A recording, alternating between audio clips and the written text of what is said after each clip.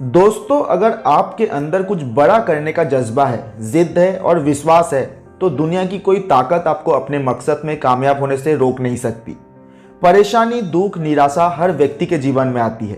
व्यक्ति को अंदर से तोड़ने की कोशिश करती है, उसे अपने मकसद से दूर धकेलने की कोशिश करती है। लेकिन जीतता वही है जो गिरता है, उठता है और लड़ता है, फिर गिरता है, उठता है और लड़ता है, और तब तक लड़ता है जब तक उसे कामयाबी नहीं मिल जाती। दोस्तों, आज मैं आपको एक ऐसे शख्स की कहानी सुनाऊंगा जो इस सदी का सबसे प्रतिभाशाली और क्रांतिकारी व्यक्ति है।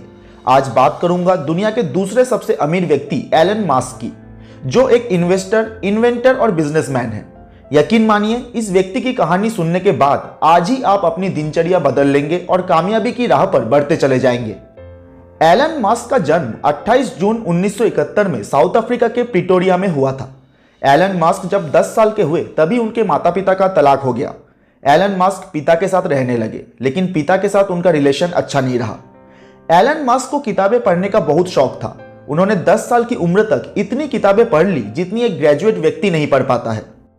एलन को कंप्यूटर में बहुत दिलचस्पी थी और यही कारण था कि उन्होंने मात्र 10 साल की उम्र में ही कंप्यूटर प्रोग्रामिंग सीख ली और केवल 12 साल की उम्र में एक ब्लास्टर नामक वीडियो गेम बना डाली, जिसे उन्होंने $500 में एक कंपनी को बेच दी। कल्पना कीजिए, एक 10 साल का बच्चा जिससे इतनी छोटी सी उम्र में अपनी माँ का साथ छूट गया और पिता के साथ भी संबंध अच्छे नहीं थे। इन सब के बावजूद इस बच्चे ने हार नहीं मानी। जिस उम्र में बच्चे माँ बाप से पैसे की जिद करते हैं, उस उम्र में उसने अपनी पहली कमाई कर ली। एलन ने अपनी हाई स्कूल की पढ़ाई साउथ अफ्रीका में ही की। उसके बाद आगे की पढ़ाई के लिए 17 साल की उम्र में वो कनाडा चले गए और उसके बाद उन्हें पीएचडी की पढ़ाई करनी थी, जिसके लिए वो यूएस शिफ्ट हो गए, जहां उन्होंने स्टैनफोर्ड यूनिवर्सिटी में एडमिशन लिया। लेकिन एलन को आभास हो गया था कि इंटरनेट का जमाना आ चुका है और यही सही वक्त है इंटरनेट का हिस्सा बनने का। एलन 2 दिन बाद ही पीएचडी की पढ़ाई छोड़ दी और अपने भाई किम्बल के साथ मिलकर सन 1995 में अपनी पहली कंपनी Zip2 की शुरुआत की। इस कंपनी की शुरुआती दौर में एलन ने अपने पिता से फंडिंग ली। उसके बाद कंपनी को और बड़ा करने के लिए उन्होंने एंजल इन्वेस्टर से फंडिंग लेना शुरू किया। कंपनी बड़ी होती गई और बोर्ड ऑफ डायरेक्टर्स बढ़ते चले गए। एलन को उस कंपनी का सीईओ बनना था, परंतु बोर्ड ऑफ डायरेक्टर्स ने उनका यह फैसला रिजेक्ट कर दिया। बोर्ड ऑफ डायरेक्टर्स और एलन मस्क के बीच विवाद होता देख कंपनी को कॉम्पैक, जो कि एक कंप्यूटर बनाने वाली कंपनी है, उसे बेच दिया गया। सन 1999 में इस डील में एलन को $20 मिलियन मिले। सिर्फ 28 साल की उम्र में इतनी बड़ी रकम के मालिक बने थे एलन मस्क। मास्क चाहते तो इतने पैसे से अपनी सारी जिंदगी आराम से काट सकते थे, परंतु एलन यही नहीं रुके। उनकी मंजिल शायद इससे भी बड़ी थी। एलन ने जो पैसे Zip2 को बेचकर कमाए थे, उस पैसों से उन्होंने दोबारा एक दूसरी कंपनी X.com शुरू की। यह एक ऑनलाइन फाइनेंशियल सर्विस देने वाली कंपनी थी, जिसे आगे चलकर कॉन्फिनिटी में मर्ज कर दिया गया, जिसे कुछ समय बाद पेपाल नाम दिया गया। जी हाँ, पेपाल, जो दुनिया की सबसे बड़ी ऑनलाइन फाइनेंशियल सर्विस देने वाली कंपनी है, जिसका उपयोग हम सभी ऑनलाइन पैसे लेने और ट्रांसफर करने में करते हैं।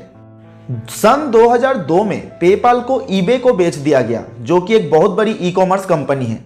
पेपाल के बिकने के बाद एलन मस्क को $165 मिलियन मिले, जो कि एलन मस्क के लिए अब तक की सबसे बड़ी डील थी। अब आप सोच रहे होंगे कि इतने पैसे मिलने के बाद एलन ने उस पैसे को कहीं बैंक में फिक्स डिपॉजिट कर दिए होंगे या किसी कंपनी में इन्वेस्ट कर दिए होंगे और आराम की लाइफ जी रहे होंगे। और शायद एलन की जगह कोई और व्यक्ति होता तो ऐसा ही करता, लेकिन एलन उन लोगों में से नहीं थे।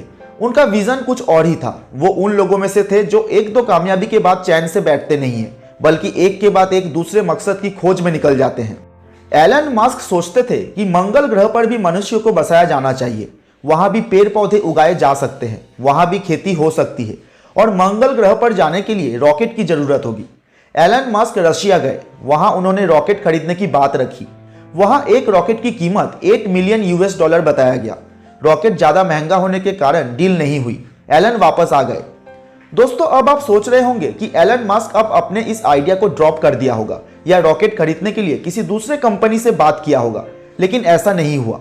एलन मस्क वापस आकर रॉकेट बनाने में लगने वाले रॉ मटेरियल की कैलकुलेशन की।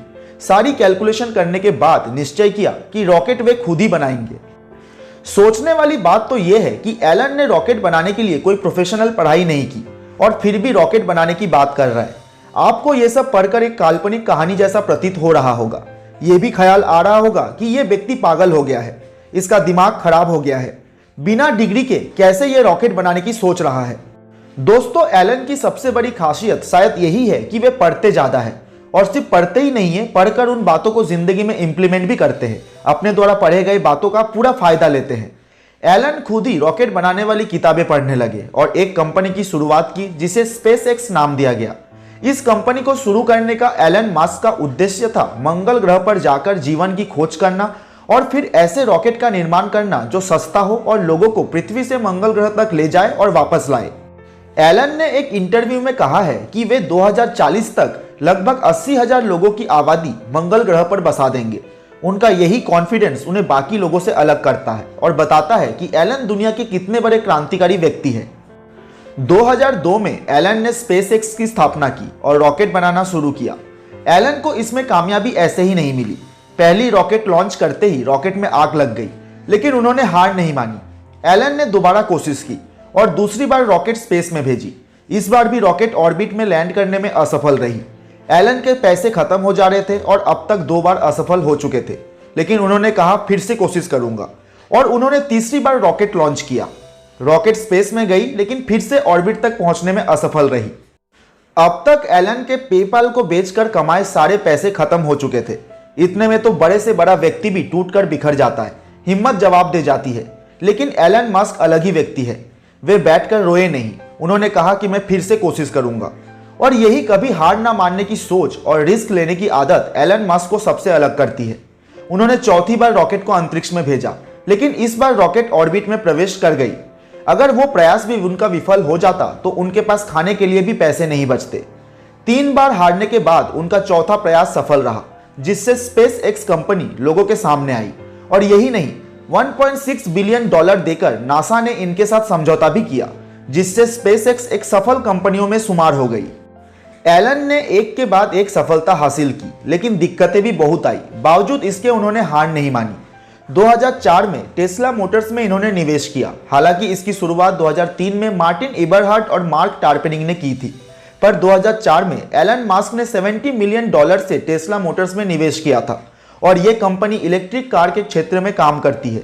और इस कंपनी की सफलता का राज खुद एलन मस्क है। शुरुआत में इसमें भी उन्हें बहुत दिक्कतें आई। इलेक्ट्रिक गाड़ियां बनाने में बहुत ज़्यादा कॉस्ट आने लगी। गाड़ियां महंगी होने के कारण बिकती नहीं थी, लेकिन धीरे धीरे उन्होंने इस कॉस्ट पर भी काबू पाया, जिससे इलेक्ट्रिक कार के मार्केट में बड़ी मात्रा में डिमांड होने लगी। एलन ने अब तक Zip2 की स्थापना की, X.com की स्थापना की जो आगे चलकर पेपाल बनी, फिर उन्होंने SpaceX की स्थापना की। एलन मस्क एक के बाद एक आविष्कार करते जा रहे हैं और सफल होते जा रहे हैं। तो ये थी दुनिया के उस व्यक्ति की कहानी जो आपको एक नई दिशा देती है और यह बताती है कि जिंदगी में कुछ भी असंभव नहीं है। खुद पर विश्वास हो, दृढ़ शक्ति और अपने काम में लगन हो तो इंसान बिना किसी के सहायता से भी कुछ भी कर सकता है। दोस्तों, अगर आपको हमारा वीडियो अच्छा लगा तो प्लीज़ इस चैनल को सब्सक्राइब एंड शेयर जरूर कीजिएगा और नोटिफिकेशन बेल को भी दबाना मत भूलिएगा, ताकि हमारे नए वीडियोस का नोटिफिकेशन आपको सबसे पहले मिले। धन्यवाद।